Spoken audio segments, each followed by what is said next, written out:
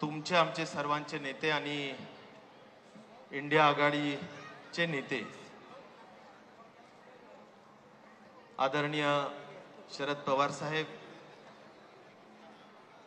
मंचावर उपस्थित ज्यांच्या प्रचारासाठी आपण या ठिकाणी जमलेलो आहोत ते दोन्ही सन्माननीय उमेदवार श्री चंद्रकांतजी खैरे साहेब, श्री डॉक्टर कल्याण काळे साहेब, मंचावर अनेक मान्यवर उपस्थित आहेत ते सगळे सन्माननीय काही विधिमंडळातील सहकारी आमदार आहेत, माजी आमदार आहेत, काँग्रेस पक्षाचे ज्येष्ठ नेते आहेत, राष्ट्रवादीचे सगळे सहकारी आहेत, शिवसेना उद्धव बाळासाहेब ठाकरे या पक्षाचे सर्व नेते मंडळी आहेत, महापौर, माजी महापौर, नगरसेवक, जिल्हा परिषद सदस्य असे सर्व पदाधिकारी, इंडिया आघाडी घटकाचे सर्व पदाधिकारी आणि समोर बसलेले सगळे माझे छत्रपती संभाजीनगर या गावातून आणि परिसरातून आलेले माझे सगळे जागरूक मतदार बांधव आणि भगिनीनो, पत्रकार बांधवांनो, मित्रांनो, आज एक ऐतिहासिक निवडणूक अशी होतीये. ही ऐतिहासिक मी यासाठी म्हणेन की आजपर्यंत आपल्याला कधी असं वाटत नव्हतं की आपली लोकशाही धोक्यात आलेली, पण आता मात्र आपल्याला 100% वाटायला लागलं की आपली लोकशाही धोक्यात आलेली. आपण हुकुमशाहीकडे वाटचाल करतोय अशा पद्धतीची परिस्थिती आजच्या या सरकारच्या माध्यमातून निर्माण झालेली. आणि त्यामुळं लोकशाही टिकवायची का हुकुमशाही आणायची, संविधान टिकवायचं का नाही, असे मूलभूत प्रश्न या निवडणुकीच्या माध्यमातून, आपल्या मतांच्या माध्यमातून निर्माण होणार. मित्रांनो, तुम्ही मला सांगा की आज आपल्या लोकशाहीमध्ये 3 टर्म थंपिंग मेजॉरिटीने निवडून आलेले कुठे मुख्यमंत्री, गजाड, आज लोकसभा निवडणूक चालू आहे देशाची आणि मुख्यमंत्री सारख्या व्यक्तींना आज किरकोळ काही आरोपांच्या माध्यमातून आत टाकून देण्याचं काम केलं. हे उदाहरण लोकशाहीकडे, हुकुमशाहीकडे आपण चाललोय अशा पद्धतीचे विषय आहे. मित्रांनो, तुम्ही मला सांगा, आपण या छत्रपती संभाजीनगर महानगरपालिकेसाठी आपण सगळेजण आसुसलेलो होतो. मुंबई महानगरपालिका 3 वर्षापासून झाली नाही, जिल्हा परिषदा होत नाहीत, पंचायत समिती होत नाहीत. तुम्ही बघा, तुमच्या हक्काच्या निवडणुका होत नाहीत. आपण कुठं वाटचाल करतो आहोत? स्थानिक स्वराज्य संस्थेच्या ह्या निवडणुका आहेत, होत नाहीयेत. आणि म्हणून मी सांगतो की आपण हुकुमशाहीकडे वाटचाल करतो. कुणीही थोडं बोललं की लगेच इन्क्वायरी, की लगेच कारवाई. आज बोलण्याचा जो अधिकार आहे, जो घटनेने आपल्याला दिलेला आहे, तो अधिकार काढून येण्याचं काम या माध्यमातून होतंय. आणि म्हणून आपल्या सगळ्यांनी लोकशाही आणि संविधान अबाधित ठेवण्यासाठी आपल्याला इंडिया आघाडीला मतदान करायचं आणि म्हणून मशाल आणि हाताला मतदान करायचं, ही विनंती मी आपल्या सर्वांना या ठिकाणी करू इच्छितो. मित्रांनो, याबरोबरच अनेक ठिकाणी मोदीजी आज भाषण करतायत आणि ठासून सांगतायत की मोदी की गॅरंटी. मी या निमित्ताने सांगू इच्छितो की मोदी की गॅरंटी जर असेल तर मोदी की गॅरंटी ही पण तर होती ना की काला धन लाएंगे, बहुत हो गई महंगाई की मार, अब की बार मोदी सरकार. ही पण मोदीची गॅरंटीच होती.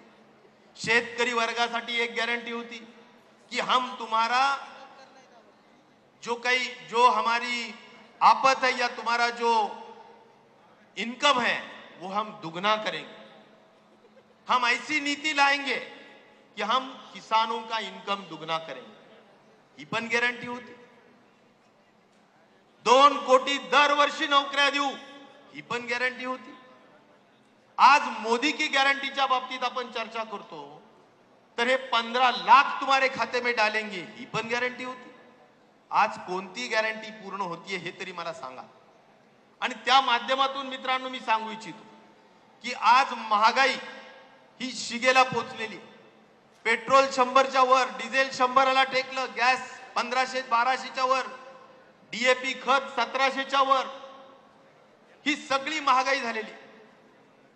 आज आम्ही उद्धवजी ठाकरे साहेब ज्यावेळी मुख्यमंत्री होते त्यावेळी इथं एअरबसचा प्रकल्प आलेला होता नागपूरमध्ये, पुण्यामध्ये प्रकल्प आला होता वेदांता फॉक्सकॉनचा, आणि या सगळ्या प्रकल्पातून मित्रांनो 1.5-2 लाख लोकांना, मुलांना, शिकलेल्या हाताला काम मिळणार होतं. आज हे सगळे उद्योग आज गुजरातला गेले. बेरोजगारीचा प्रश्न अधिक जास्त गहन होण्याचं काम या सरकारच्या माध्यमातून झाले. आणि म्हणून बेरोजगारीचा प्रश्न आहे, महागाईचा प्रश्न आहे. मित्रांनो, शेतकरी बांधवांच्या दृष्टिकोनातून मला आवर्जून सांगायचं की इथल्या भाजपच्या सरकारच्या नेत्यांनी सांगितलं, 2014ला सांगितलं की आम्ही कापसाला 10,000 रुपये भाव देऊ, आम्ही सोयाबीनला 6,000 रुपये भाव देऊ. मित्रांनो, हे 2014चं भाषण सांगतोय. आज आपण 2024ला आहे.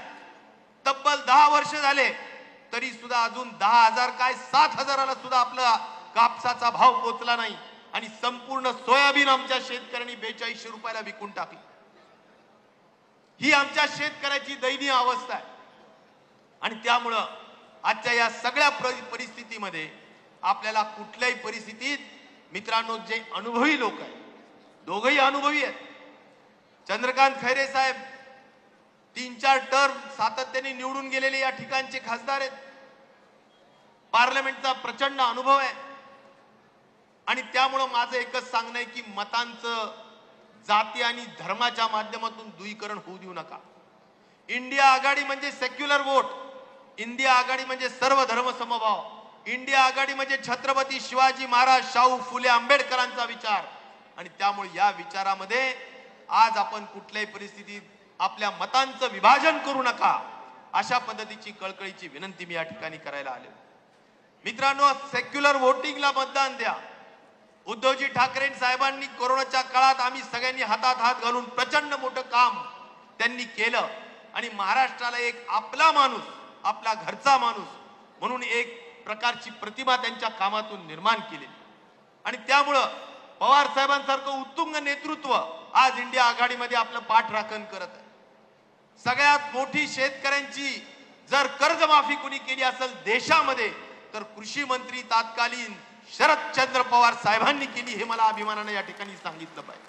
आणि त्यामुळं आज ज्या छत्रपती संभाजीनगर आणि पूर्वीचा औरंगाबाद, या जे काही औरंगाबादचं नाव होतं, या विद्यापीठाचं नामांतर करण्याची एक अस्मितेचा प्रश्न आमच्या दलित बांधवांच्या निमित्ताने निर्माण झाला होता. डॉक्टर बाबासाहेब आंबेडकर मराठवाडा विद्यापीठाचं नामांतर करून आज पवार साहेबांनी ती अस्मिता जपण्याचं काम सुद्धा नेहमी केलं. आणि म्हणून साहेबांची प्रतिमा ही नेहमी, मंडल आयोग कुणी आणलं, मंडल आयोग महाराष्ट्रात साहेबांनी लागू केला. आणि सांगण्याचा हेतू एवढाच आहे की आज सर्व पद्धतीनं सर्व समाज घटकांचं हित जपण्याचं काम आदरणीय पवार साहेब सुद्धा करत आले. राहुल गांधींनी त्या ठिकाणी कन्याकुमारी ते काश्मीर पर्यंतची पदयात्रा करून खऱ्या अर्थाने एक प्रेम वाढवा आणि आपल्यातलं जे भीतीचं वातावरण आहे ते कमी करा, या दृष्टिकोनातून मोठी यात्रा का. आणि म्हणून या सगळ्या नेत्यांना बळ देण्याचं काम आपण मतांच्या माध्यमातून करू शकतो, ते करावं अशी विनंती करतो आणि थांबतो. धन्यवाद. जय हिंद, जय महाराष्ट्र. देश विदेशातील प्रत्येक घडामोडींचे लाईव्ह अपडेट मिळवण्यासाठी आता साम टीव्हीच्या सर्व सोशल मीडिया प्लॅटफॉर्मला लाईक, फॉलो आणि सबस्क्राईब करा. तसंच सर्व नोटिफिकेशनसाठी बेल आयकॉन प्रेस करायला विसरू नका.